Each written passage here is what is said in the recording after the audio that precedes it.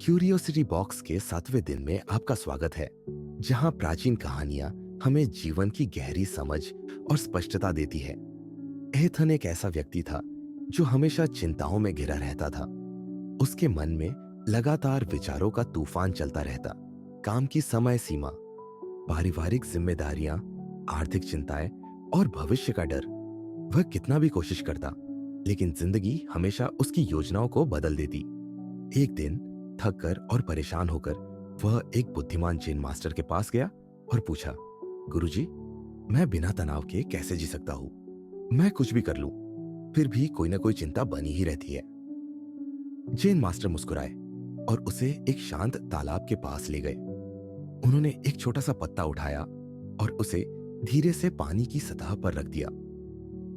इस पत्ते को देखो, मास्टर बोले, ये पानी से लड़ता नहीं है, नहीं ये तय करने की कोशिश करता है कि इसे कहां जाना चाहिए। ये बस तैरता है, धारा के साथ बहता है।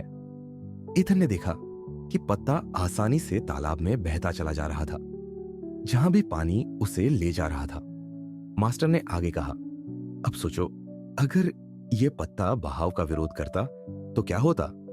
अगर यह धारा के खिलाफ जाने की कोशिश करता तो डूब जाता या कहीं अटक जाता। यही हमारे जीवन में होता है। जब हम जीवन को अपने मुताबिक चलाने की जिद करते हैं तो हम सिर्फ तकलीफें ही पाते हैं। इथन ने चिंतित होकर पूछा, लेकिन गुरुजी, अगर हम अपनी सारी जिंदगी को नियंत्रित नहीं करेंगे तो क्या हम भटक नहीं जाएंगे?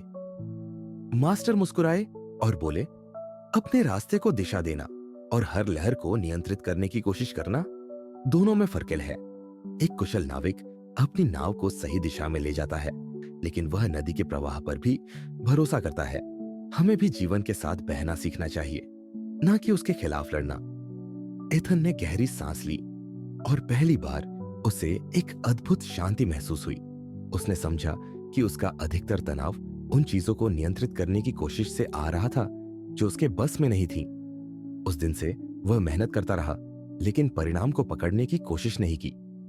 उसने जिंदगी के बदलावों को सहजता से अपनाना सीख लिया, ठीक वैसे ही जैसे एक पत्ता पानी पर आराम से तैरता है। तो इस कहानी से हमें क्या सीखने को मिला? तनाव तब पैदा होता है जब हम जीवन के प्राकृतिक प्रवाह का विरोध करते हैं। जितना ज्यादा हम सब कुछ अपने नियंत्रण में रखने की कोशिश करते हैं, उतनी ही ज्यादा परेशानियां बढ़ती हैं। हमें अपने रास्ते को सही दिशा देनी चाहिए, लेकिन सफर पर भरोसा भी रखना चाहिए। अगर इस कहानी ने आपके जीवन में कोई सकारात्मक बदलाव लाया है तो हमें कमेंट में जरूर बताइए। अगर आपको इस कहानी में ज्ञान मिला तो कृपया लाइक, शेयर और सब्सक्राइब करें और जुड़े क्यूरियोसिटी बॉक्स से। मिलते हैं अगले एपिसोड में कल। तब तक शांत रहे, जिज्ञासु रहे और सीखते रहे।